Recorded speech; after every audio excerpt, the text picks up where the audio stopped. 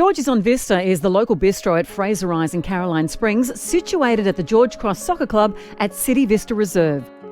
You can now get takeaway Thursday, Friday and Saturday nights between 5 p.m. to 7:30 p.m. Phone your order through on 7021 0555 between those times, or you can pre-order your meals by emailing info@georgesonvista.com.au. But orders must be received by 5 p.m. on the day required. Head to our website georgesonvista.com.au to check out our menu, combo packs and our specials. Get behind local business and order your next takeaway dinner from George's on Vista, 46 City Vista Court, Fraser Rise, in the heart of Caroline Springs.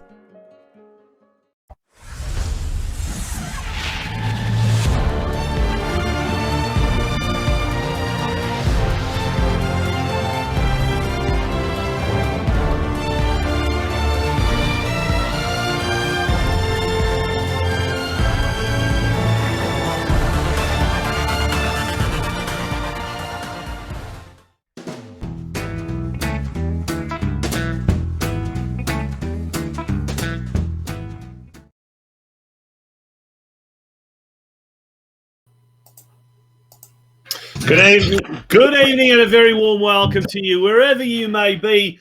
It's a pleasure to have your company tonight. It seems like it's been ages, absolute ages, since we last did this, and it's great to hear you all. Welcome to episode 46 of the Football Out West show, and we hope it's going to be a great one tonight. Really looking forward to this. Gentlemen, Steve Curtin, Craig Filer, very warm welcome back to the microphone. It's been 2 weeks, but it seems like almost like 2 years, doesn't it?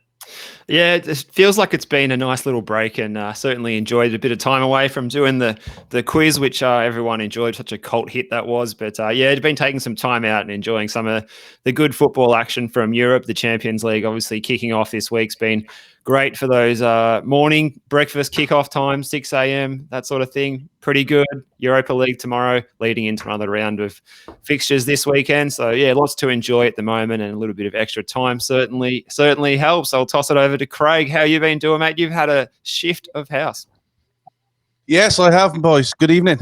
Yes, and that's the reason why we didn't have a show last week. Yeah, absolutely. It's actually taken me a week to move, but no, actually, it can be a very traumatic experience, but in your case, it was a very seamless experience because I think the wife did the most of the work, at least as far as the decorating.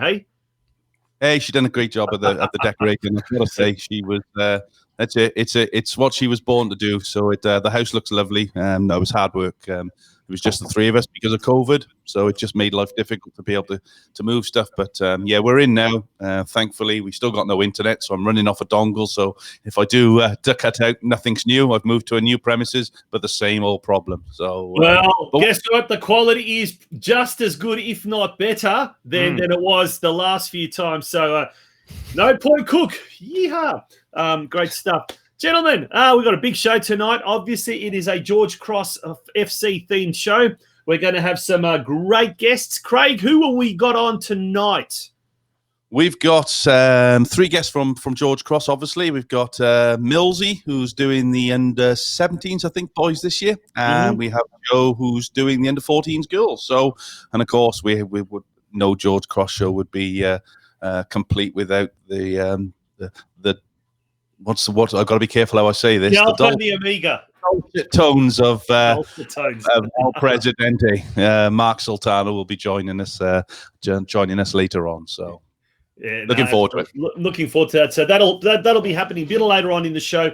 But after the news desk, we've got Joe from the under-14 girls, and then Milzy, who's who was supposed to look after the under-16 boys this year, but that is going to change, obviously, and that's going to move on further afield. Michael Long, nice to hear from you, Michael. He's saying, nice Liverpool shirt, Tonci Prusak. No, it's just a normal Adidas one. Yeah, I can't afford that. They don't pay me enough to be able to buy a Liverpool top. But big cheer out to Vladimir Zetovic as well, Santino Mamoni, Simon Camilleri. They're already active on the comment section tonight. Folks, jump on the comments, leave us a lot of comments, be part of tonight's show. We're expecting, obviously, a lot of George Cross fans to be joining us tonight, but also we're expecting a lot of other supporters from other clubs as well. It is our last show, gentlemen, not for the year. We will be back mid-December. That's the plan anyway, ahead of the new A-League season. But in the meantime, folks, we'll be having a little bit of a break, I think a well-earned break. And we worked it out, like, Craig, this year, when we took into account all the Football Out West shows, plus the Football Fan Zone shows, we did something close to like 50 episodes. And then, Steve, throw in another, I think it was 23 or so Geelong Region soccer shows. Man, we've done Western United ones that we did through plus the Western United ones, which was another dozen or so, I'd say, pre and post. Man, we've been pretty busy. We've been very busy, so I think we deserve a bit of a break, don't you reckon? Yeah. No, I think it's time for us to have a bit of time off, relax, and start, as we said on the page, mate. Start planning for next year, because we want next year to be bigger and better than it has this year. And this year has been fantastic. So lots of work for us to do. Yeah, absolutely. Now, before you, so we're going to let those two gentlemen go off. They're going to get ready for the news desk in several minutes. But we will be talking a lot more about next year and obviously how we will need your support in a big way, no doubt, for that. But stay tuned. We're going to have the news desk coming up very, very shortly, so don't go away. You are tuning into episode 46 of the Football Out West show. Don't go away.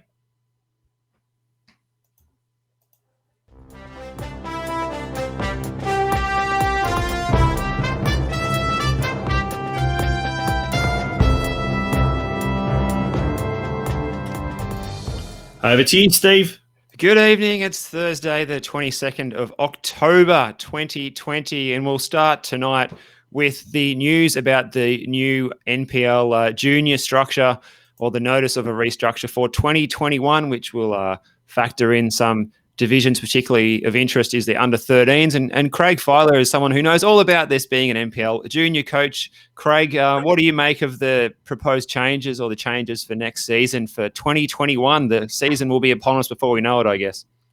Yeah, no, yes, Steve. Sorry, guys, can you hear me? Yeah, absolutely. Yeah. Yep. Look, I think it's again another positive step for football in Australia. The fact that the 13s are coming out of the NPL structure will be for some a strange one, but I think going and competing 9v9, half a pitch, box to box, is exactly what they need. 13s it's too big for 13s to be playing on a full size pitch. I think the whole concept of what we're trying to produce here in Australia is to basically get more technically gifted players. When you're playing 9v9 on a box to box, that's less space. So you have to start thinking about things a little bit. Your touch has to be different. Your first touch has to be better. Your awareness has to be better. I think it's another positive step in the evolution, I suppose, or the re-evolution of football here in Australia. And the fact that going up the ages, they've changed the age groups in the higher divisions is also a massive plus for football.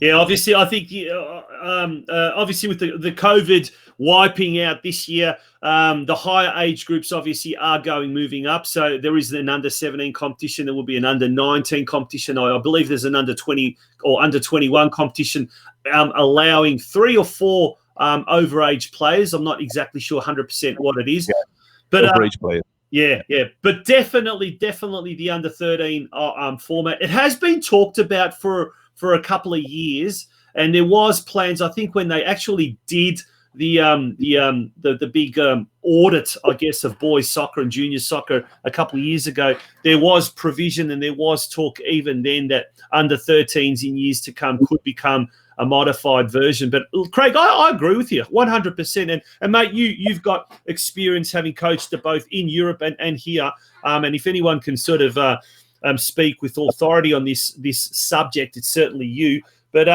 tell us a bit more, like what they do in Europe. Is it exactly ground? Yep. It's exactly this. So it's what Rob Sherman back 20 shows ago mentioned, that we've got to start thinking about the technical aspect of the game. 13-year-olds playing on a huge pitch that seniors play on. And you know what seniors like when they come off a pitch, they're absolutely knackered in most instances. So you can imagine what 13-year-old boys are like, let's get it to the big lad up front as quick as we can. Well, that's not what we're trying to do. We're trying to create everybody equal, technical, gifted football players. By doing it this way, it allows players to develop their skill set, whatever that might be. It'll be their first touch, their awareness of space, awareness of people around it, because the areas are going to be that much tighter. Will they get more touches on a football? Absolutely, yes, they will. Yeah. Will it make them more sharp? Will it make them understand the game a little bit more? Absolutely, yes, it will. That 1 year is a massive, that 12, 13, is effectively for me the make or break for some of these young kids. Forget the 10, 9, 10, 11. That's important. That's still the skill acquisition stage of the game. That 13-year-old is when they're trying to transfer their skill set from small-sided games into 11v11, which is where they need to be. And you see some of the size of some of these 13-year-old kids. They're very small. But to ask them then to go and play on a full-size pitch, for me, is the wrong thing. Doing this, I think, is fantastic. And box-to-box would be absolutely fantastic. Bring it in 5 meters. So 18-yard box to 18-yard box, right the way up the middle of the pitch. Fantastic. Brilliant. Absolutely brilliant. Steve, and let's move along to the news. Now let's talk about, we've got lots of stuff happening in the A-League transfer news-wise. Yeah, I guess so. We'll start with the Regions A-League club, and the news is that central defender leaving the club, Jonathan Asperopotamides, is making the switch across the Nullarbor to join what is a depleted Perth Glory side, and he will play a part in their upcoming Asian Champions League campaign. Asperopotamides becomes the second central defender to exit the club in the off-season after Oscar Dillon moved back to Queensland to join the Gold Coast Knights. Hopefully the loss of Aspero doesn't give Mark Rudan too many headaches in defence next season. Moving along into other clubs there, Melbourne Victory, they welcome back defender Nick Ansell. Is returning from Jonham Dragons in the K-League 2. And you can see... for the third time. I think that's actually right. And hearing that Ollie Bozanic is actually coming back to the Mariners there. So, there's a bit of... another returnee. Yeah. So certainly, a good signing for the Mariners at least. Yeah. Now, Craig, your compatriot, your fellow Welshman, Carl Robinson has been appointed head coach at Western Sydney Wanderers. That's a big move. Do you blame the guy? I mean, he's leaving basically a sinking ship. Best way to describe it. I was appalled. I think during the week, or was it late last week, when I saw a tweet or something that Laurie McKenna actually put up, admitting that the owner, what's his name, Martin Lee or whatever, hadn't put any money into the club since last year. I think it was middle of 2019. Yeah, he said that when he came on the show as well a few months ago, that he, unless he starts putting money into the club, that the club are not going to go. So can I blame Carl Robinson? No. Carl has got, I can tell you now, Carl's got aspirations to coach in the Premier League. He's a fantastic coach. He's very knowledgeable. He's only a youngish coach, but you saw when he came into Newcastle Jets, the difference he made to their football, their style of football. I think they were top of the league based on the games that he played, that were played when he came in. So, can I blame him? Absolutely not. He's a coach that wants to better himself all the time. He probably would have sat down with Laurie and said, right, what's the goal? What have we got? And Laurie would have said, we ain't got anything, mate. So no, I think it's one of those situations where you'd be silly to stand in somebody's way. So it's good for Western Sydney Wanderers. I think it's a great coup, and I think he'll do very well there. Yeah, absolutely. And Western United, so Western Sydney Wanderers now departing the Wanderers is Nick Sullivan, midfielder. He moves over to Perth Glory along with Jonathan Asperopotamitis, who and Jonathan Aspero. Well, this will be his fourth A-League club, Craig, and he's old. How old? 21, 22? No, I think he's about 24. I think he's about 24 now. But again, he's a lovely lad, Jonathan. And I think now it's probably Perth for him at this stage is probably a good option, bearing in mind the amount of players that have left the club. And I think for him, it's about game time now. He had a couple of games for Western United, as we know, but I think that back four last year for Western United was pretty solid and pretty structured. Yeah, and I think it's a good opportunity to get away and play some games. He's still young enough. He's not one of these players that's coming to the end of his career. Although he has had, as we said, 4 clubs in a very short space of time, and at some time now it's head down and need to start making my position solid. Yeah, and then a further boost to the glory, and their new coach, Richard Garcia. It looks like Bruno Fornaroli is saying that he's very keen to stay on in Perth for next season as well, which starts off, by the way, on December 27. So we will be making our return, I guess, for the new season. We'll be coming back that little bit earlier. So the Football Out West show will be coming back mid-December in time for the new A-League season, but also we're probably expecting lots of news regarding the Victorian NPL, the 2021 Victorian season. And Craig, there's even talk there may be some sort of, who knows, modified tournaments or games or whatever the case may be happening in the latter part of this year. Is that right? You've heard some? Yeah, I've heard some things on that, but I suppose it depends on Desperate Dan, doesn't it, and what he comes back with. But I'd be very surprised if we don't get some games in before the end of the year, even if it's as you said, little tournaments. I think the little go football is happening, isn't it, around the country or around the state. So football will be played, I'm sure, in some way or another, and it won't be long before we're back on the field, because everybody needs it now. I think we're all ready. We've had enough, years enough without any football. We need to get back.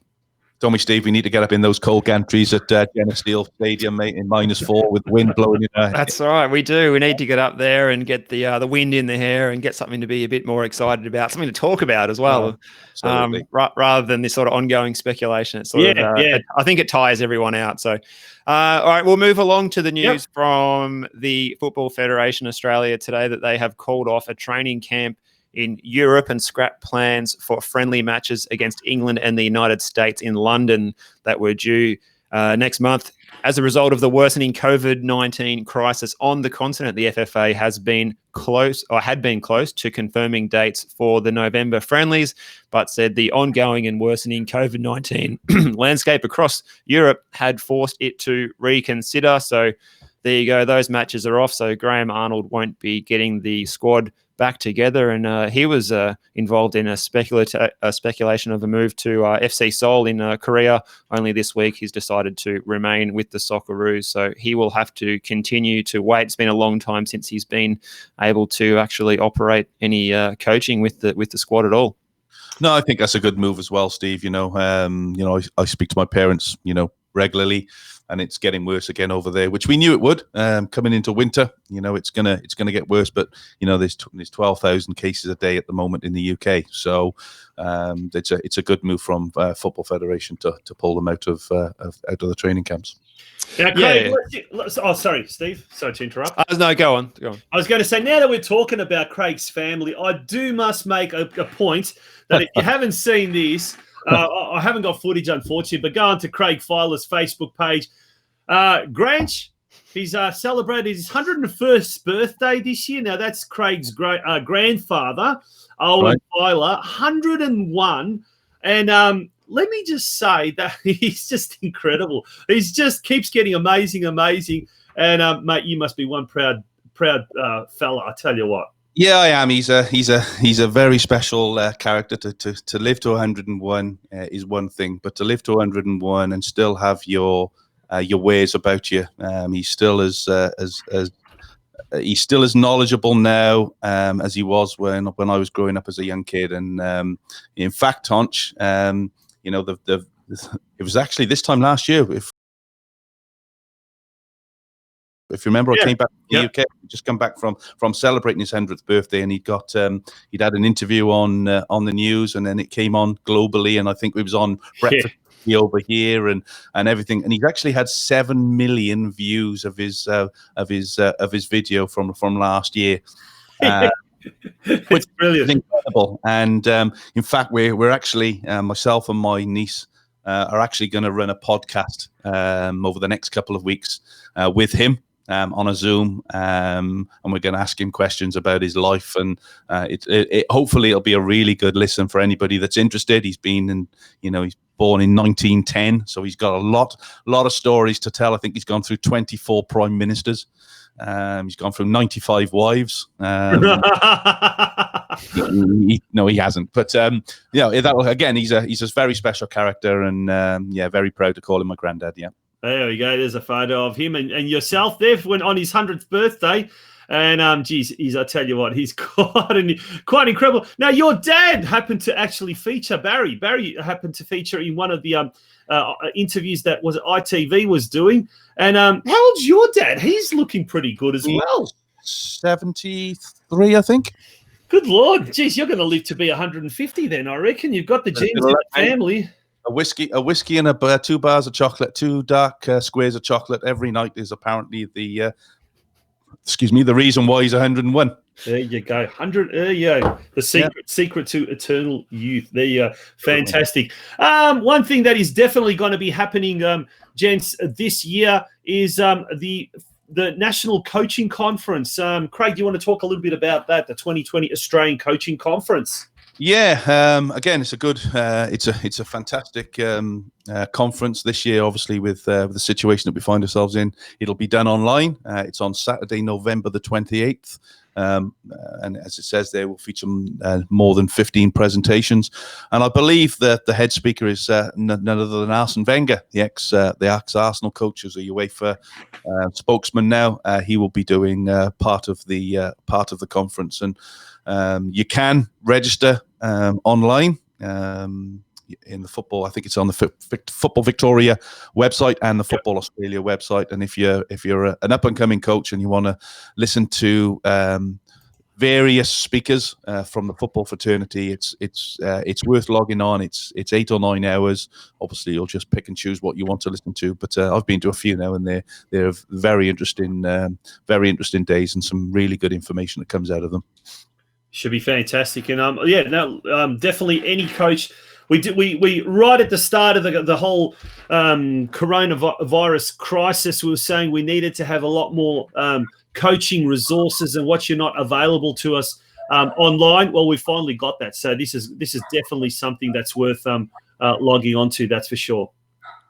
Oh, I can hear a doggy in the background. You can, yeah. That's mine. Very sorry, guys. He wants to get interviewed, I think, on the program. Yeah.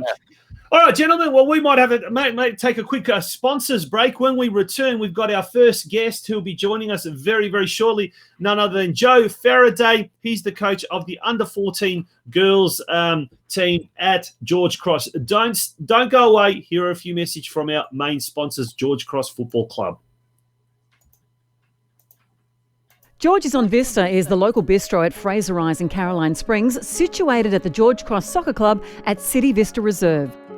You can now get takeaway Thursday, Friday and Saturday nights between 5 p.m. to 7:30 p.m. Phone your order through on 7021 0555 between those times, or you can pre-order your meals by emailing info@georgesonvista.com.au. But orders must be received by 5 p.m. on the day required. Head to our website, georgesonvista.com.au, to check out our menu, combo packs and our specials. Get behind local business and order your next takeaway dinner from George's on Vista, 46 City Vista Court, Fraser Rise, in the heart of Caroline Springs. And there is a very special happening this weekend, the AFL Grand Final. The takeaway hours, as you can see, Thursday, which is tonight, open from 5 p.m. till 7:30 p.m. Closed tomorrow, but then on a Saturday night, open from 5 p.m. till 7:30 p.m. That's the special AFL Grand Final orders, if you like.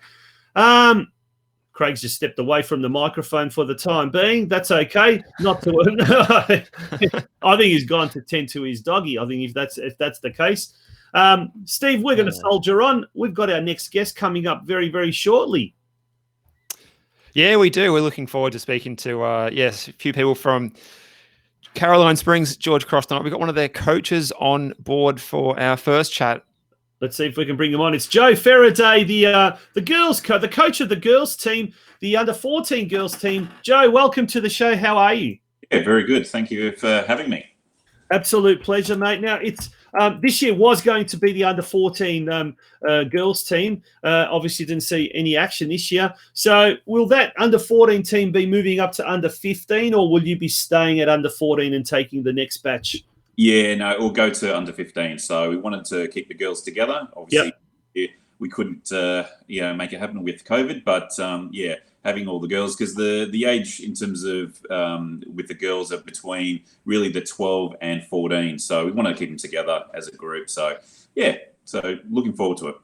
Excellent. Very good. And Joe, what's the mindset of a coach for you at the moment? Is it too early to start planning your training sessions for next year? Or is that something you're already looking into, and sort of how much in depth will you go into when you get into that phase? You're sitting down with a pen and paper and an exercise book and going through a couple of sessions every week for the full season, or how do you go about that? Yeah, definitely. I mean, with COVID, so what I've done in terms of, we've had weekly calls in terms of with the group. So just kept in touch with them, and as well give them weekly in terms of training drills, what to do.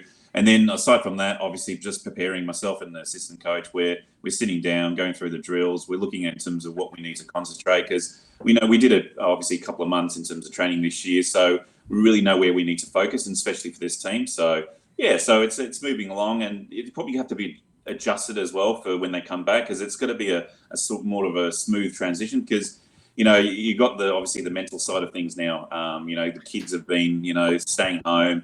Obviously there's been impacts maybe from the family perspective just with COVID and stuff like that. So you just got to be mindful in terms of your approach and how you're going to manage them going forward. So the first couple of months is going to be sort of just really important to really just to ease them in, basically.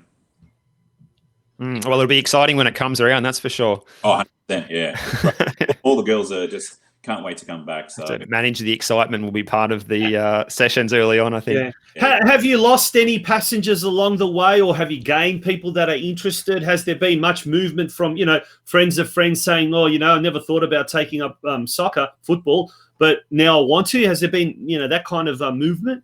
Yeah, I mean, look at the 17 girls I've got are willing to come back. They want to come back, so that's good. Right, that's great. For another 3 players, get a squad of 20 players. So, there is interest. I mean, obviously contacts of myself and even the group. So, we're experiencing a lot of players that want to come and play. So, it's going to be good. It's going to be a good challenge, and it's going to be good for the group. Craig's joined us. Are you there, Craig? I am. I'm just trying to get hold of Mark. So just bear with me a sec, guys. You crack on. I'm just going to get Mark on the line. I'll be with you. No, okay. We might actually just put you off the screen there. Just hide you there. Okay. Yeah. I'll go next, Joe. You mentioned having an assistant coach. How much is it as a junior coach? Not everyone would have an assistant coach. How much of a bonus is it, and how does that help you get around navigating, dealing with the squad of your 17 players, training games and everything, and making sure everything's going as good as possible? Yeah, look, it's so important, to be honest. And when you go from, under 13s and above, you really do need assistant coach, to be honest, and especially when you're dealing with a squad between 16 and 20 players, you need it. So, and my assistant coach, he's in his 60s.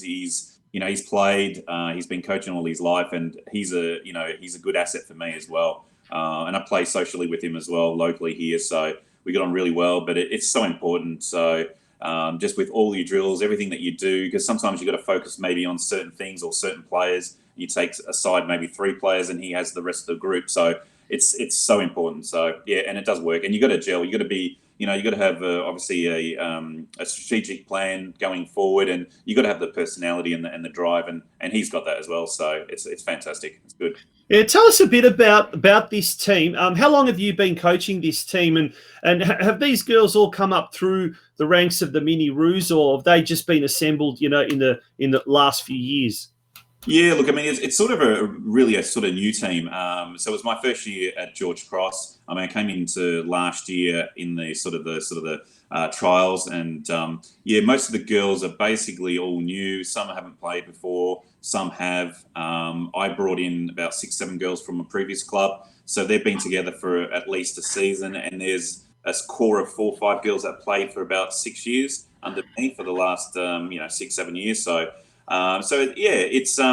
look, it's challenging. I mean, obviously you've got girls at different sort of levels in terms of skill, but what's probably important is they play with the right attitude. And it's amazing. You get girls. They got 2-3 girls that have never basically played before, and they've gone from in terms of no confidence to a lot of confidence, and kicking the ball and feeling good about themselves. So yeah, so it's sort of getting the balance, and and treating everyone in terms of on their own merits, and trying to find a way to improve their skill sets.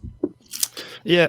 Joe, and women's football at George Cross, what does it look like at the moment, and how do you see it going into the future and improving and progressing, and the pathways for your players into senior women's football? How do they look at the moment and going forward? Yeah, I think it's really positive. I mean, we've obviously got now the 4 teams now, so it was our first year in terms of this year. The numbers were really high through in terms of the trials, and obviously into the squads. So we were not basically struggling to get players. And now what I'm hearing in terms of the players of interest is, we're getting flooded in terms of a lot of girls coming in. I think it's just as well from, either social media or word of mouth that, basically we're a good club, great culture, very good coaches. And, the girls, they're really enjoying it. So, and everyone, helps out. So, not just like in terms of, you've got all different coaches that will come over, help out when needed. And it's a really positive vibe in terms of with the club, and I can see it in terms of expanding in terms of our girls. So hopefully we might get another girls team this year as well. So wait and see. So what? Sorry, I was just going to ask you, what are those age groups, or what are those 4 teams? Yeah, so we'll have a under 12s year, under 15s, and then under 16s, 17s, and the seniors. Mm-hmm. Excellent, brilliant. Sorry, Steve. So there's no sort of threat of having to turn girls away at the moment at the club. You wouldn't think? No, definitely not. Definitely not. No. Yeah.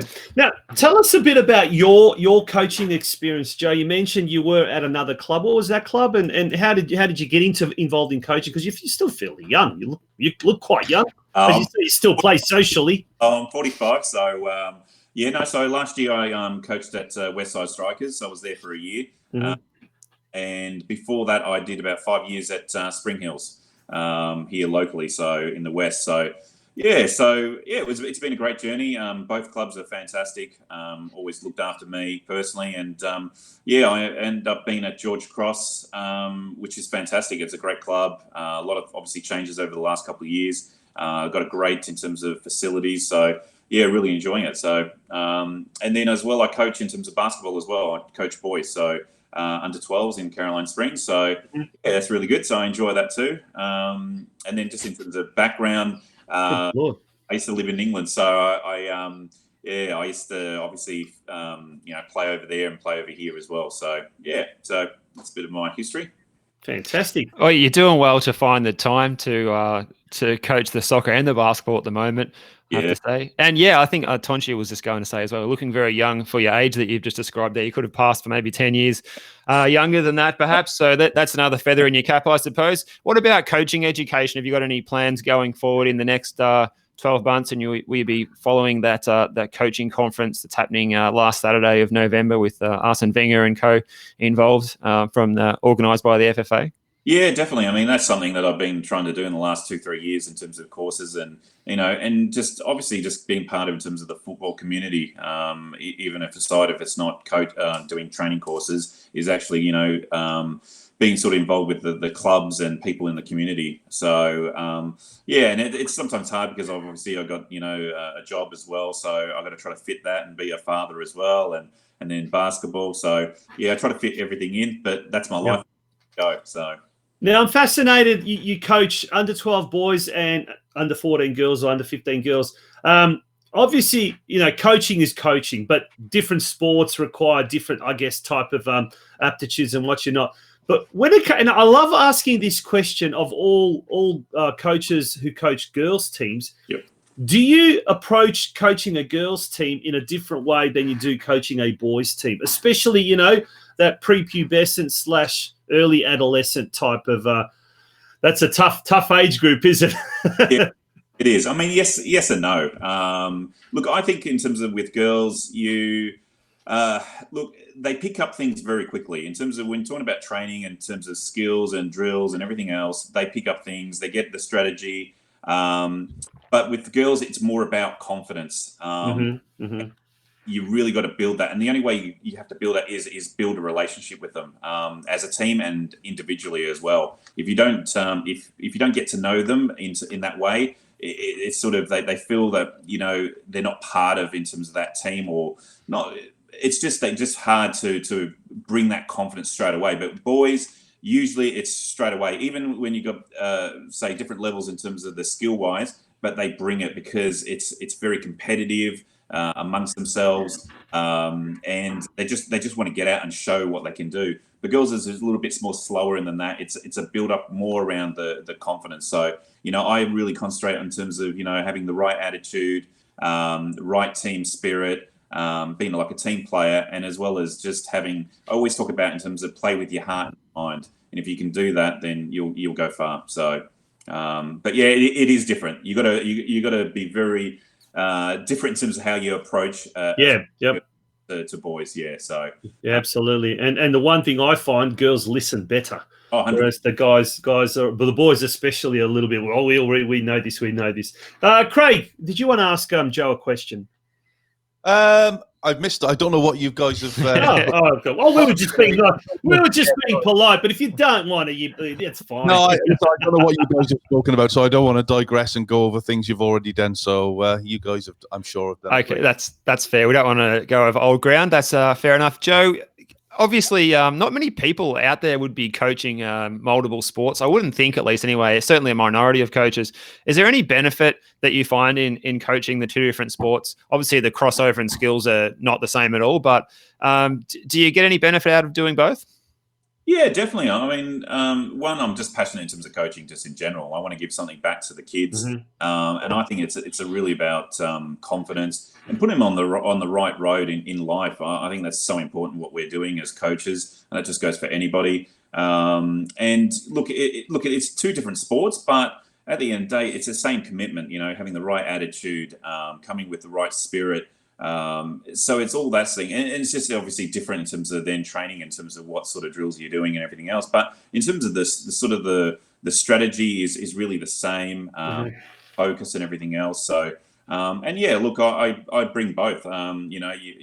You talk about stories as well. You give examples and things like that in all different sports. So and you can bring that into the group. So yeah, so it's beneficial. But again, it just comes down to what's your driver and your focus and what you love doing. So because we're responsible, we're leaders, and trying to get these kids on the right path by playing soccer. So that's all you want. So you want them to stay in that community football, or if it's NPL, you want them to stay in that in that for the rest of their life, basically. Be part of a club. Joe, I'm intrigued to find out your opinion on, because everyone's got a different opinion on this matter, I guess. And in Europe, they play multiple sports, and we've often heard from the best coaches, the professionals, get the kids playing multiple sports. It's a winner. It's a winner. You coach the under 12 to 13, 14-year-olds. At what time or at what age do you think kids should now start to think about, specializing or focusing on one sport? Is there a good time in your opinion? Yeah, look, I mean, I think it's probably around probably at 14, 15. That's when that you really should focus in terms of that sport that you're basically good at. Yeah, so if you really want to make it and that's your passion, then I would start around that 14, 15 age. Like if you look at the girls now between the 13 and 15, this is where they basically give up sports because they're at school, they're socializing more now. So this is critical, and that's why again you gotta lead these girls. You got to keep them into those clubs and make them play those sports. As a parent, protect them and keep them happy, and it's all about happiness. Yeah. So, but yeah, in terms of your question, I would say 14, 15. That's my personal opinion. Very good. Just one last one from me, Joe. What's it like being able to conduct your coaching sessions at City Vista? There, it must be one of the better venues that you've been able to conduct your sessions at, and the benefits of that, keeping a session flowing, having a good playing surface, that sort of stuff, must be good.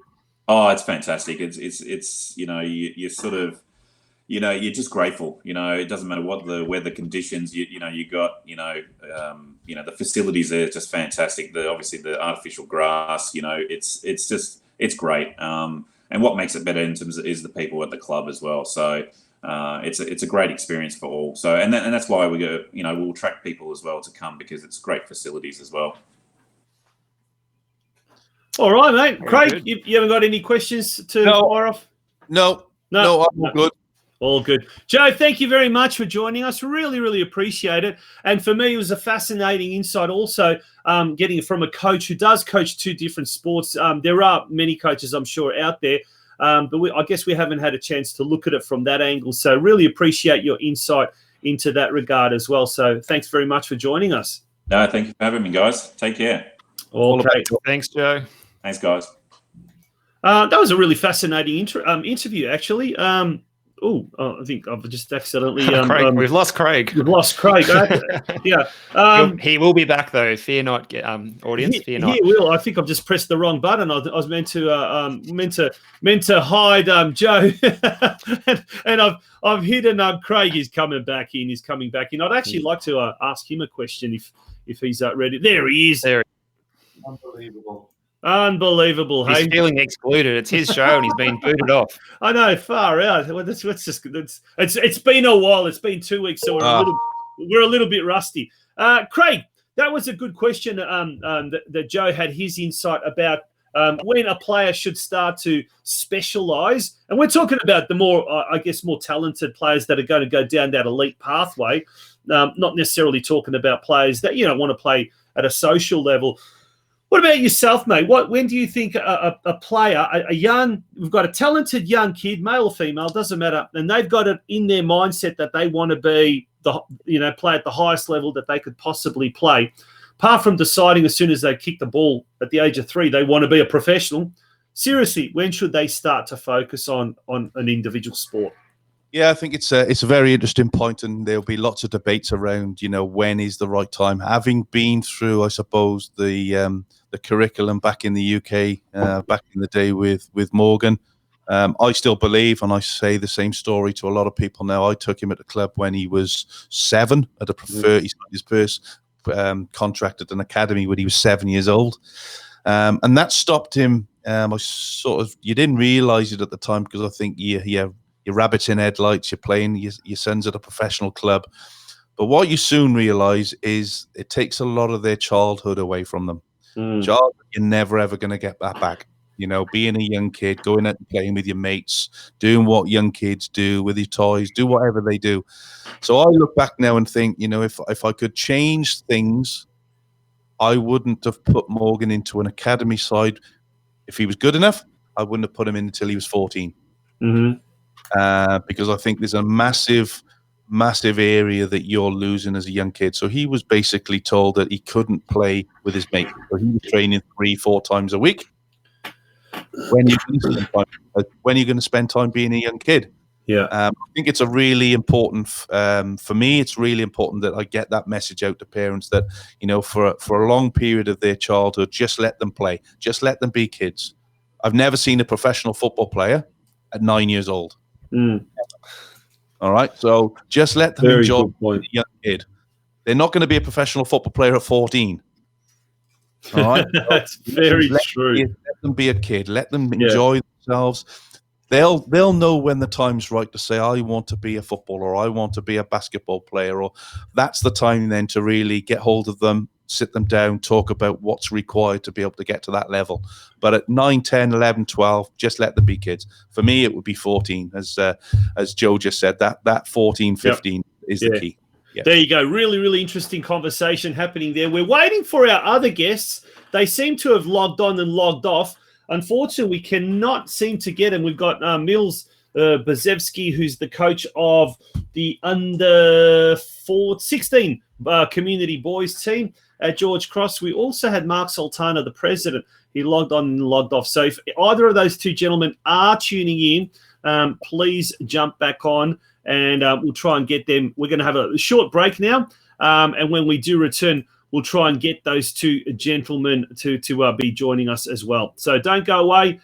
You are tuning into episode 46 of the Football Out West show. George's on Vista is the local bistro at Fraser Rise in Caroline Springs, situated at the George Cross Soccer Club at City Vista Reserve. You can now get takeaway Thursday, Friday and Saturday nights between 5 p.m. to 7:30 p.m. Phone your order through on 7021 0555 between those times, or you can pre-order your meals by emailing info@georgesonvista.com.au. But orders must be received by 5 p.m. on the day required. Head to our website, georgesonvista.com.au, to check out our menu, combo packs and our specials. Get behind local business and order your next takeaway dinner from George's on Vista, 46 City Vista Court, Fraser Rise, in the heart of Caroline Springs.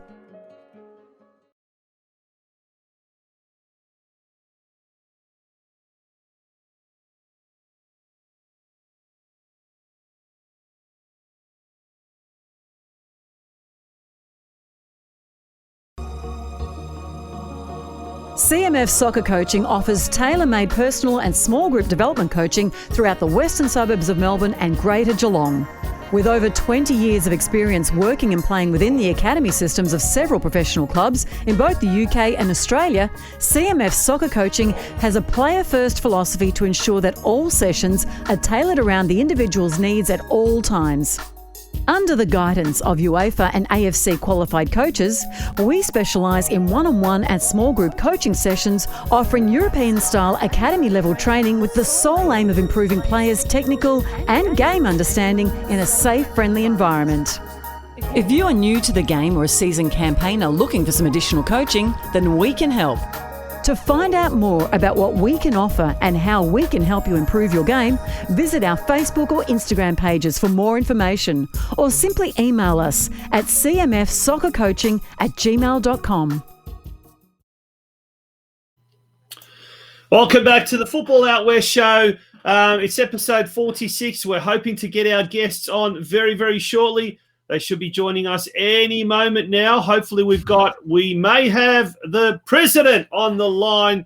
We've got Mark Sultana, who's taking us on a little bit of a tour of his home. How are you, Mark? Good to see you. Yeah, good. Can you hear me? We can, Yes. indeed we can. How are you, my friend? It's been a while. Trying to find internet in Gisborne, mate. It's not that easy at the moment. Anyway, I'm on another dongle just like Craig. So I had enough moment. I seriously am over it. But anyway, all good. I tried finding one in Point Cook. Luckily, Craig doesn't have to worry about that anymore. Absolutely. Anyway, it's good that we're all live, and great to see you all. And I hear you're all having a break, which is probably well deserved. You've very much smashed all the episodes, and hopefully we'll be able to have the 50th episode at George Cross is what I'm hoping. Yeah, that'd be good, mate. That'd be good. Tell us what is happening at George Cross. There must be lots of planning happening behind the scenes, for when things do come back online, if you like. But tell us what's happening down at George Cross. Oh, yep, there's a lot, and it's been an up and down period for all of us, and obviously everyone with the passing of Ed sort of rocked the club a little bit. And when you think about just what Joe was talking about, the facility and the privilege we all have as custodians of this wonderful club, he played a massive role in that. And like I said, it's been, again, a legacy that will never be forgotten from George Cross. And obviously it'll be testament to where we, as a football club, are driving to be. And that's to, want to be one of the best football clubs in Victoria. So he was able to see it open. Unfortunately, it was mind my French, a very shit time to happen, because obviously he never really got to enjoy it. But the night that we played Altona City,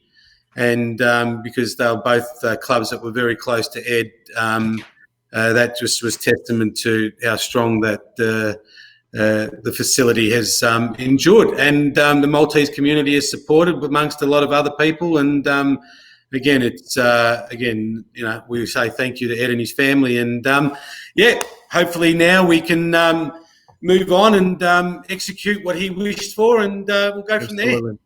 Absolutely. Fantastic. Other than that, Good. sorry, All right. no, Who's going next? Craig, over to you. No, go on, Steve. You go, Steve, because you were going to ask. Go on. All right, no worries. Thanks for joining us, Mark. How's the club going with its relationship with the Melton City Council at the moment? At this time, with council elections, it's an exciting time for a lot of candidates and that sort of thing. Is there any news with the council interactions at all at the moment at the club? Yeah, look, we were engaging every fortnight with the council, and again, look, there's so many stakeholders in this whole facility, and it would be amiss of me not to think that the council has something very, very proud to be associated with.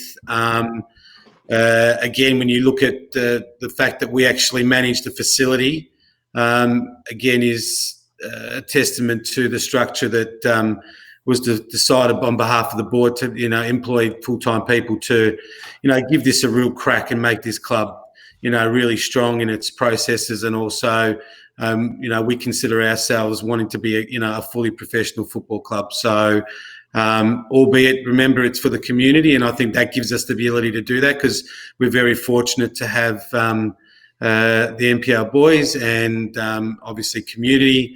So I think, with the drive to what the club wants to do with B-League and things like that, I think the council must be very, very proud. And you can see the interaction through all the social media.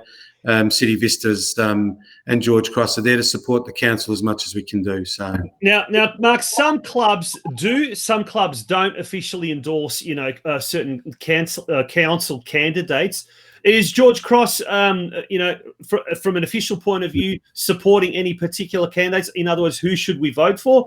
Or it's purely up to you if you want to say just vote for your own choice? Tonci, you come out with a beauty there, didn't you? I wasn't going to ask it that way myself. Look, there are some councillors that have done some great. And again, it would be.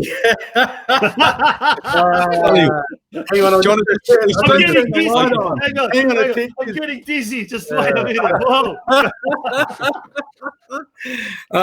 You know what? He's running away. He's trying to run away, literally, from the question. No. Look, I tell you, every single councillor, council administration has given George Cross the ability to strive for what it wants to strive, and all council members have endorsed the facility, and I think that's very important. So if the community loves that facility, well, the current councillors have done a very, very good job in being able to deliver this project. So there you go. Spoken like a true pro. Mark Sultana for Premier, I reckon. Yeah, and job, definitely. Mark, Well done. with you. Obviously, Football Victoria have come out with a change in age groups. Specifically, and we spoke about it earlier on with the 13s now going to half pitch. More importantly, the top end of that, of the 17s, 19s, 21s, and effectively, it will be a 23s. I can see it happening. Surely a massive benefit for all football clubs to be able to have those age groups now at local football. Yeah, look, great question, Craig, and I think this is why I do this. Are you tired now? All that walking. Do you want a drink? No, it's all right. Relax. Right. I've got to get this thing right. There's a lot of good people. Mate, George Cross loved this program, so we've got to make sure we get this right. So the issue. Okay, you know what? I don't lose my 16, so that's a massive tip. Yep. Okay, so I'm not an NPL club. I'm a State 1 senior club. Mm-hmm. I have an NPL program which ends at 16. I can't make it any clearer than telling you all that thank you very much, Football Victoria, because that was something I was dreading, to understand that we lost a whole season for the 16s and that my club wasn't had the ability to retain those footballers was disappointing for the participants, the parents, and certainly for the club. So that's a great tick. The 13s, I get what some people are thinking in terms of have they dissolved that program? I don't think so. I think the important part is like what Craig mentioned in terms about skill acquisition. And like I said, I haven't been involved in football for a very long time, but really understanding what's happening with the 13 gives the clubs the ability from a community point of view, one, not to lose their 12s, because you've got to understand in the 12s community, you have a number of teams. You don't just have one. Okay, so the club's able to retain that, which is great. So you've got basically 2 teams, 9v9, which is great. So yes, there is a little bit of change there, but I think if the club structures are correct, we've got the privilege of having a full-time TD, so you can imagine how hard George is trying to understand how we can develop that program.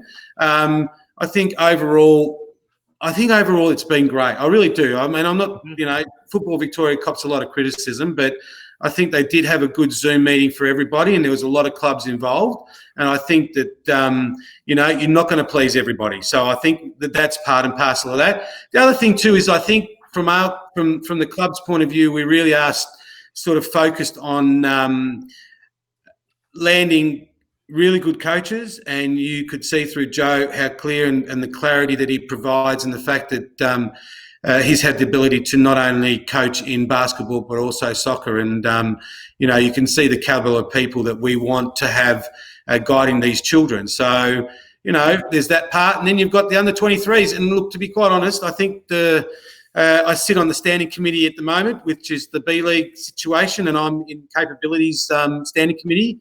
And I've got to tell you, there's a real buzz about how we can actually really, really execute this. I believe all the clubs have a very, very, very strong advantage, is that we already have aged communities in terms of history. Yep. I think there's been enough reset in football to understand that we believe we can offer a product that is going to be very strong, in the sense that there should be should be a junior program. I think there's a very, very strong thought that Graham Arnold's message about having under 23s start to develop their skill within this country has really given us some clarity about how we can roll this whole junior program through from 18s to 20s, and 21s and 23s. And, there's a real sort of smart way of doing this, because, it just gives the clubs the ability to strive for a certain part of that B League structure, knowing that you can have playoffs. And look, there's a myriad of stuff that could be played out in terms of that. But again, from the club, we have had so many people just want the club to reopen. So, that's a bit of what's been going on. And Lisa's been extremely busy with Western United coming back to training, and, again, understanding how the pitches we've been able to have 3 schools which have acquired usage of the facility for the whole of next year. And, again, that just brings a lot of young people to this facility. And if I can tell you, Steve and Tonci, if you can see the feeling that we have at our football club, you know exactly where we sit with the Mountain Council, guys. So there you go. Fantastic. Good to hear. Great to hear. Good answer. Looking ahead to 2021 now, I know the club's looking out for, I think, an under 18s coach for the boys. But what about the committee itself? Is there likely to be many new people coming on, or will it be a status quo going into 2021? No, it's status quo. I think everything needs to be rolled over. I think, if anything, structure is the most important thing at the moment. I think stability is extremely important. And when you look upon, some of the issues that have prevailed right through from junior football is, I think, again, testament to George and Lisa, just to understand that structure's been so important, just to be able to still engage with all of our participants, mate, to be really honest. In terms of the board, no, we signed on for 3 years. I think it would be we have a duty of care to see that term out and really be able to have the ability to execute what we think is the right thing for George Cross. Look, as every club would, there's certain aspects that, there's this level of expectation at George Cross. And I think considering what we've been through and the fact that we still have the ability to field all of our teams and represent our club is a great success for what Lisa and George have done, and also the fellow board members. So I think it's really important for everybody to understand that that's what we really drive for, guys. So, a massive thank you for them as well. So in terms of, as Steve said, the 21 season, I know, having spoken to you many, many times now, junior football is massively important to you, Mark. No football club is a football club without a junior section. I've said that on many occasions. Just going for the seniors for the moment, obviously, State League 1, the goal for the club in terms of the seniors for next season is to win State League 1. Would I be correct? No, you're right. I mean, it's again, you can stand there and pump your chest up and try and say that that's what we want to do. But it's been a real drive for everybody at the football club. Eric is extremely keen on giving us the ability again to give this club the ability where it needs to be. And I think the fact that we're not in NPL and we still don't know how many teams are live in the NPL, and let's see how that lands in terms of, Western United aren't fielding their NPL 3 teams, so there'll be an interesting decision. The NPL 3, isn't it, at the moment? Yeah, that's right. So, let's see how that lands, and then again, like I said, you know what? The be-all and end-all is to give my teams from the junior point of view to be able to flow through to my seniors with the ability to continue the pathway. And I'll say this 100 million times. I'm not that football smart in terms of how the structures of all the teams work and how that. But when you've got people like George Giro and Lisa that have been in the system for so many years, and Craig, you and I talk. I mean, there's things in football clubs and there's a breakdown, and I'm not allowing that breakdown to happen. And if it means that, we bust as much as we can to get to NPL, so because that's the structure I have to meet at this current time, so that my boys and their pathway can continue, I'll do everything in my power to try and get us there.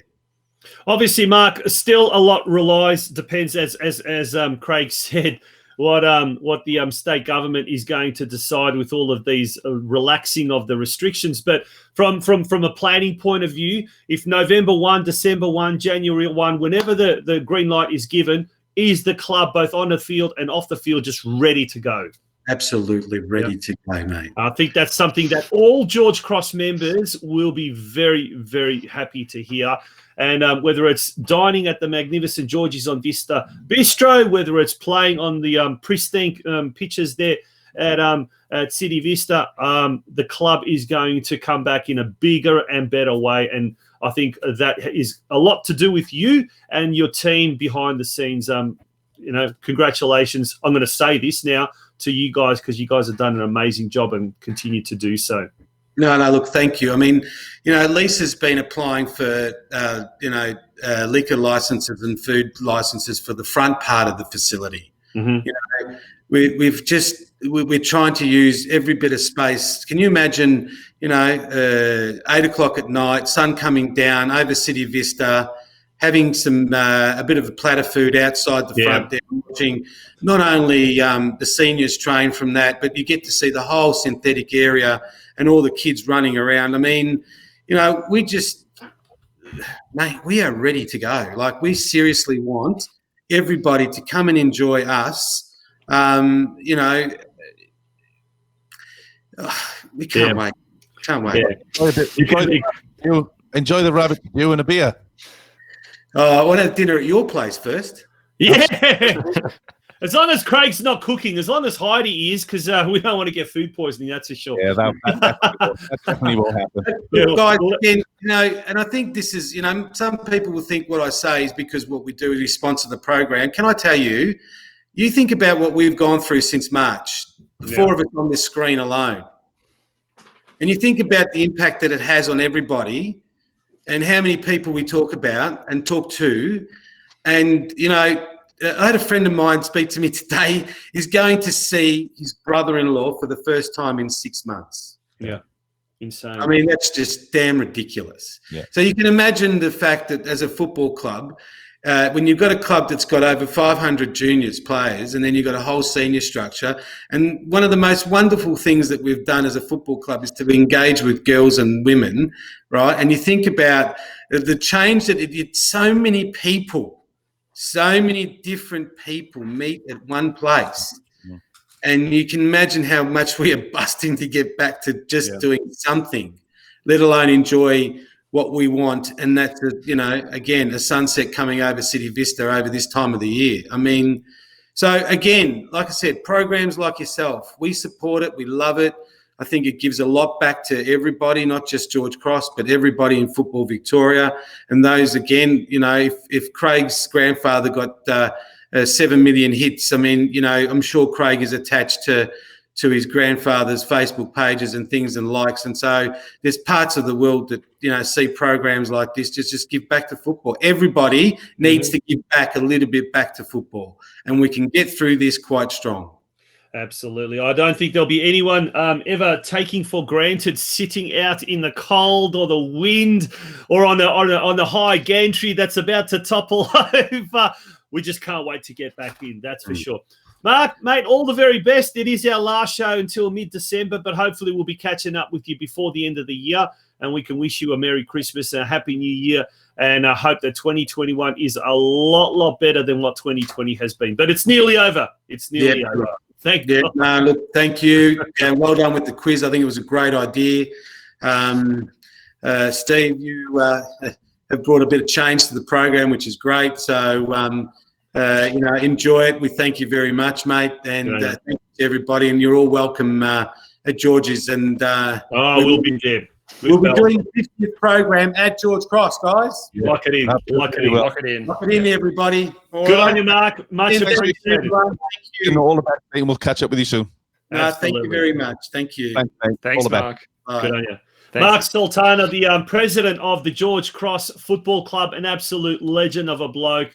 And we're not just saying it because he's the president of George Cross, and they have sponsored our program this year, but he is just a brilliant person in general. Now, you heard that hello. That is someone who's going to be our next guest. We had all sorts of problems trying to get this man on, but we finally got him on, Milz Bosevski. Milz, how are you? He's the coach of the boys under 16 team. And can you hear us, Milz? Hello, Milz. It's our last guest of the year. It's working beautifully. Yeah, we are having a Joey Giacomazzo moment. Yeah, we promised some lighter moments tonight for our last show, and Milz has delivered. Has he turned his microphone on? What's going on, mate? He's can hear us. Oh, We're having a bit of a laugh at your expense, Milz. Welcome to the program. How are you? Can't hear anyone though. I'm gonna reload. Right. Keep. All right, Tonci, can you hear me? Okay, Tonci's disappeared off the screen. Steve, can you hear me? I can hear you, Milz. I don't know if you can hear me. Can you hear us now? We'll just have our own personal conversations. Fantastic. All right. Well, I'll get the guys to relay the questions through, and then we'll ask them to you. Either that, or we can write them down on a whiteboard and hold them up, and you can read them off the screen. We've got options. Right. We'll get it done here. All right. Millsy, Nick Salvo has just said the man, the myth, the legend. That's Millsy. He can't hear you, can I reckon he cannot hear that. No. Milz, can you hear me? I can hear you, Tonci, and I can hear Stephen. And that's all that matters. You don't need to. Okay. Maybe Craig needs to go out and in again, and then he'll be okay as well. Who knows? Milz, let's talk about the year that was, a rather unforgettable year. But what was 2020 going to provide the boys? You're going to coach the community team, so that's interesting. How far into the season preparation did you get to? Obviously, we know that there was no competition, but tell us how the pre-season went. We actually had a really good pre-season, to be quite honest with you, Tonci. I picked my team quite early on in the year. We had our pretty much trials in October. The majority of the team, I already sort of knew what I needed and what we wanted.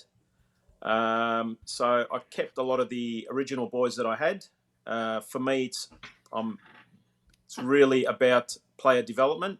Mm-hmm. I didn't want to go through a whole new squad and sort of learn the players' traits and what they do well, what they need to improve on, and whatever. So I'm really big on trying to develop the kids you've already got and already know a little bit about, and trying to build that culture amongst that actual group feel and the team.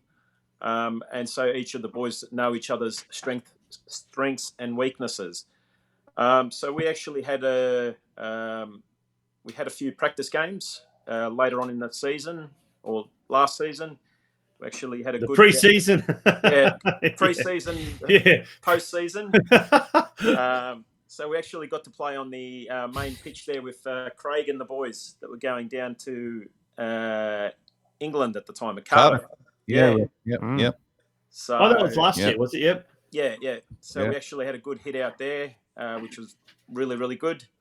Then I couldn't get enough of Craig, so I actually had a game with him with the NPL team as well. So that was really good. We had a few early on games, tried to sort of organise a lot of that, and we were basically geared up.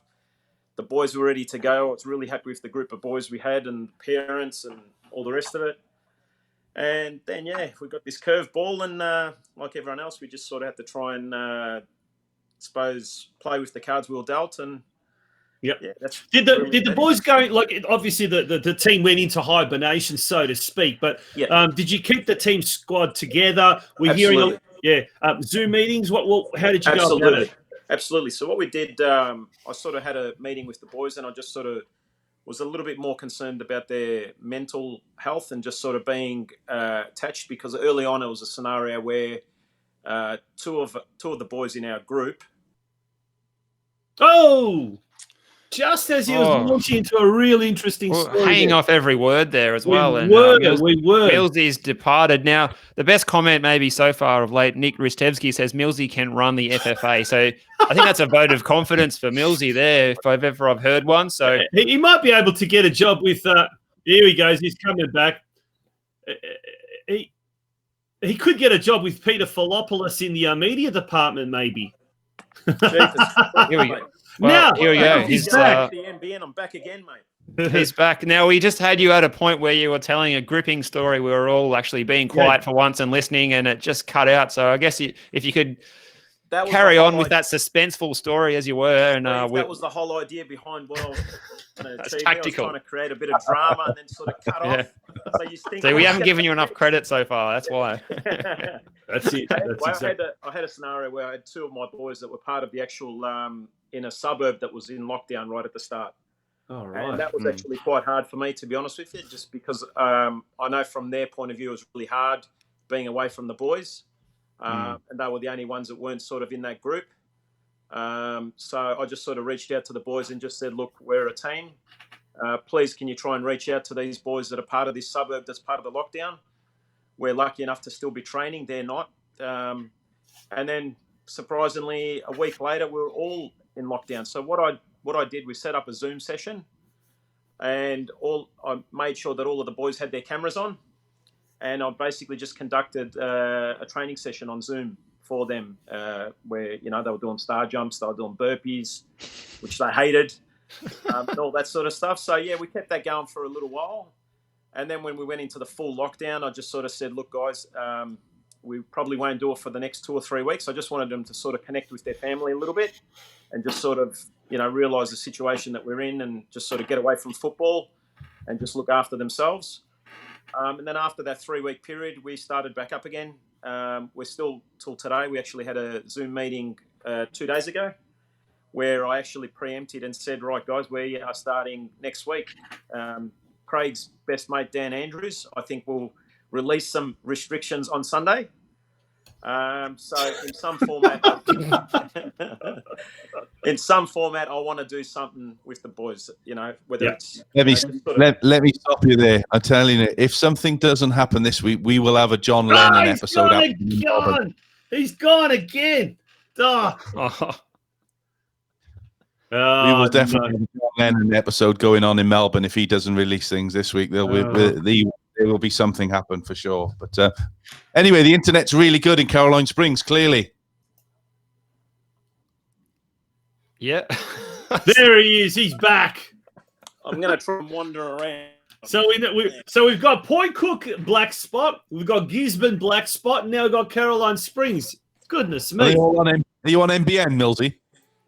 No, we don't have NBN here, mate. We're still on the 3G. The dial-up.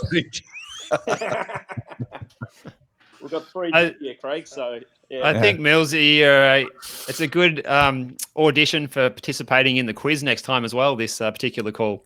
Absolutely, because I can drop in and Google the answers. Yeah. By the time you get the answers on Google, 2022 will have come by. Absolutely. So yeah. Anyway, getting back to we asked Mark Sultana just moments before you came about the club as a whole, and we're talking to Millsy's Bally there. Well, the club as a whole is really itching to get back. What about your team? You know, without really knowing what awaits, is it going to, like, say November 1st, the restrictions are lifted? Will you start your pre-season somewhat in a kind of an abridged version, or will you just really more social, just get the boys back together, mucking around, more socially with the view of, maybe after the new year getting into the football side of things? Look, from my point of view, we're itching to basically get back to it. So what I'm hoping, if all goes well, to have some sort of catch-up next week, whether that be Thursday, with the idea of getting back to training 2 days a week the following week. Now, that doesn't necessarily need to be some sort of soccer. It might be a session where we go down to the beach or go down to a park and, do something, just more of a bonding type thing. I think it's very important. You can't just get straight into soccer. I think you need to just sort of check in on your boys or girls, just check in, make sure how everyone's doing, sort of ease into it for, the first 1 or 2 meetings, with the aspects of getting straight into it. Like, my boys are ready to go. They're all telling me that they're, starting to take the protein shakes and all that sort of stuff and doing a bit of, workout at home. So I'm hoping that we can. Oh, no. I'm hoping that we can.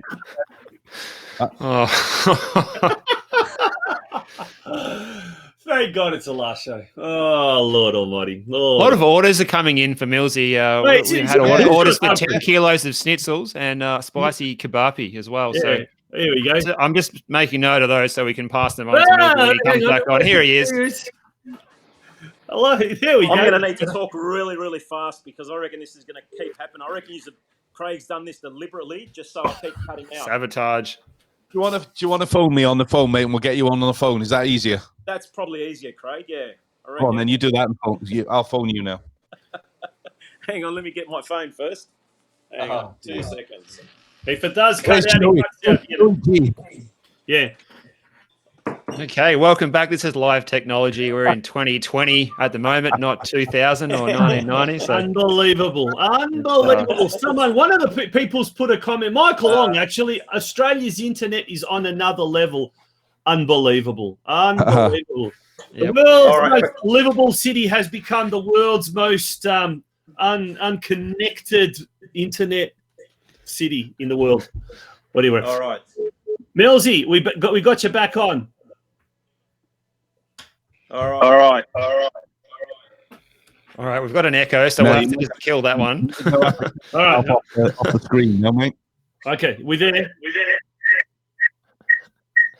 Cut yourself off the screen so we don't see that facing. Apologies if anyone's listening at home on headphones, if they're on the bus or anything. He's gone. All right, there we go. We're just going to have audio, I reckon. Yeah, we can hear you fine now on the audio, mate, so that's probably better. Mills, are you there? I actually look a lot better on audio, Craig. You've got a face for the radio, mate, haven't you? Absolutely. That's exactly right. Yes. Yeah. Oh, Mills, I'm sure the boys are listening to you. I'm sure the parents might be listening to you. Send them a message. Send them something, a bit of inspiration. All they've heard is comedy at the moment, but talk to them. Tell them something. Send them a message. Look, my boys, I think they strongly know how I feel about them. They're an absolute fantastic group of boys. They're not only for their football abilities, they're actually what we're trying to create is a team that actually respects each other and has the utmost respect. And we're trying to build with myself and my assistant Ahmed. We're trying to build an actual group of boys that are going to be better off in society, basically. So that's what we're trying to create. It's no point. I think it's very important to create the person first. And if you can understand the person and their strengths and weaknesses, that's something that you can work on. And something that, look, soccer might be around for the next 10 years for some of these boys. But, characteristics that they can carry on for the rest of their life is probably what I'm, really, really strong on in regards to that. So you said something really important there, mate, that it's develop the person first before you develop the player. Absolutely. I've said that so many times on this show. You can have a fantastic footballer with all the characteristics of a young professional football player, but he might have a terrible attitude. Yes. I'd rather have go the other way, and I'd rather have a really good kid who wants to learn, wants to improve his game, and take those opportunities when they arise for him. So I think it's really important what you said there. Create the person first before you create the player. That'll come with time. If he's the right person, the rest will take care of itself. Absolutely. And that's why, to be honest with you, for me, it's a lot easier a lot of the times to keep this same core group of players that I have all these years that I've been coaching, because they already know what our beliefs and they can push that message. So it's not only coming from me, but because the boys actually, those core group of boys believe in that message, they can push that message out on the field as well. So, I'm really thankful to have found these kids, and it's also the parents, because as we know, the apple doesn't fall far from the tree. So. I hope it does in your case. Oh, well, hey? Thanks, Craig. That's basically, what we're trying to create, and, I'm really, really happy with the way they're going, and I just really want them to try and, have a season that we're really looking forward to this year, but, we're going to carry on and continue that dream coming in the near future. Yeah, and I think it's really important, again, what Mark said there, you've got two aspects of this football club. You've got the MPL side of the things, and you've got the community side of things, and they both work hand in hand. There are going to be people that don't want to play MPL football. They're not Absolutely. They're not at that level, or they just don't want the hassle of having to train 3 or 4 nights a week. Correct. So I think it's really important and a real lesson for football clubs who believe that the MPL is the be all and end all. And if we're trying to create the right type of footballers for the future of Australian football, the MPL has to happen. That has to. But you're also a community football club, and most football clubs, I would say the majority of football clubs in Victoria are community-based football clubs, and that's where anybody that wants to play the beautiful game that is football can go and not be ashamed of what they've what they've got. And I think testament again to what you do. I know we get on quite well, and we've had a few games, and it's really important that I think the message is there that it's a community side of the community arm of any football club is just as important as any MPL or senior structure. Absolutely, and that's what I say to my boys all the time. A lot of them are in a situation where a couple of them are doing year 12, or they're trying to focus on their schooling because obviously it's an important year. But in saying that, I definitely can't say that it's they're not playing MPL because of the lack of talent, because I reckon I've got a handful of boys that will quite comfortably over the next 2 or 3 years be going for our senior squad. And that's I suppose the goal for them. But, that's what we've got to try and do. Just try and, develop them as much as we can as individuals, but have them grouped together in a team environment. And that's probably the most important thing, what I can say to any coach out there, try and just be patient with your boys, and just try, it doesn't matter how good your team is as a whole if individuals aren't improving year on year in. You don't want just, 3 or 4 kids carrying the whole team. you want everyone to have that little bit of input and improve year on year. So, Yep. Excellent, fantastic. Yep. Anything else from you guys? Yeah, I'll go, Tonch. I was going to say now, Milzy, you're providing a very, very important service. He can't hear me, huh? It's not just my internet, then it's Tonci's too. Looks like it, everything's fine for mine. Craig's the problem. He's got a dongle that doesn't work. I think, on that note, mate, we'll bid you farewell because the other guys can't hear a word you're saying. They're talking. Let's end on a high note. They're having a little show amongst themselves. So thanks for coming on board, mate. No worries, mate. Best of luck over the next couple of months, and we'll catch up with you soon. Thanks for having me. Thanks, guys. Take care. Cheers. Thanks, Milzy. I was going to ask him about his butcher service. He seems to be offering a lot of a lot of meat. You know, Nick Rostevsky's placing all these orders for spicy kebabs and. Any chance goes? We've written them all down to pass on to Milzy.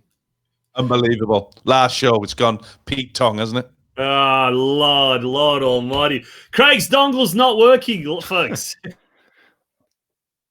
This is good. It's like a microcosm of the whole 2020, all just in one segment. So I think we've ended on a high, really, you have to say. No, we have, actually, yeah. We have, yeah. No, he's not there. We're going to wait because he will come back. I'm sure he will come back. Steve, thank you very much for jumping in towards the latter part of the year. Obviously, with everything me and you have done with the Geelong Region Soccer Show, I had someone ring me up during the week, said, "Oh, you guys got to come back. We're missing you already." But also the quiz, the Football Out West quiz, the Football Out West show, and in particular also the Western United pre-game and post-game reviews. Thank you to everyone who's given us great support over the year.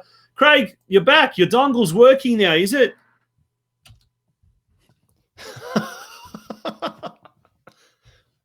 Hello, Craig. Turn your microphone on. Well, he's out of luck there, but everyone at home, you can see behind Craig is a new shirt that he's had delivered to his home, the 1974 Wales strip behind him there. So we'll just fill the silence with talking a little bit about that. You can see half of it on your screen. Can you hear us, Craig? Can you hear us?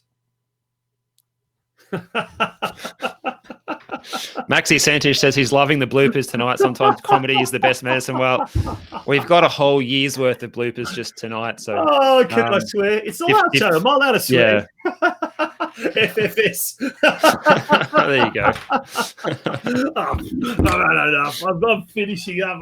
I've had enough. My hat's falling apart. This is a joke. Anyway. Craig's coming back. Is he coming back? Chance. We would like to say he's there. Craig. He's on screen. He's on your screen now. Hello. No. Oh, Hello. Try again. Yes. Carry on. You come back just in time to say goodbye. Yeah, all the best, guys. Mate, no, seriously, it's been a fantastic pleasure all year. Maxi Santich, he's gonna have these bloopers are gonna keep him going for the next 2 months. Mate, it's been an absolute pleasure. We're gonna have a bit of a well-earned break. I'm sure we'll all be in touch with each other.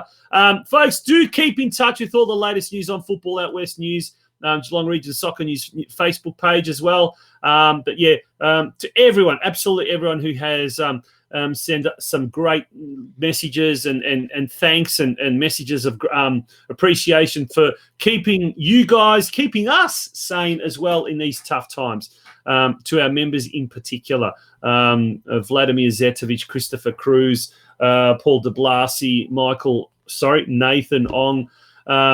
Big thank you to all of those folks, as well as to the members at the Geelong Region Soccer Show. That's it for me. On to you guys. Your turn to say goodbye. Again, no, just reiterate everything you said there, Tonch. It's been fantastic, great fun on a Thursday and a Sunday evening. Really looking forward to having a break now. We'll be back early December, bigger and stronger and better for next year. And rest assured, our Sunday evening show next year will be fantastic if everything goes to plan. So big thanks to everybody who listens week in, week out. Thanks to everybody that's contributed to the show. Big thank you to George Cross and Hopheads for the sponsorships. Again to Michael and Vladimir and Paul, Nathan, for those that sponsored us, and a big thanks to you, yourself, and Steve, Tonci, because again, there's a lot of work goes into this show week in, week out, and without you guys behind the scene, we wouldn't have it. So thanks to you guys as well. And Steve, last but not least, over to you. Very good. I think you've said it all, guys, but lastly, I'd just like to say I hope to see you guys and all of our audience at a football ground near you soon, and we look forward to when that happens. It's going to be great. So lots to look forward to, guys, and we look forward to coming back onto the airwaves in the not-too-distant future. Thank you very much for your involvement in the show. Good night, and thank you all. See you soon.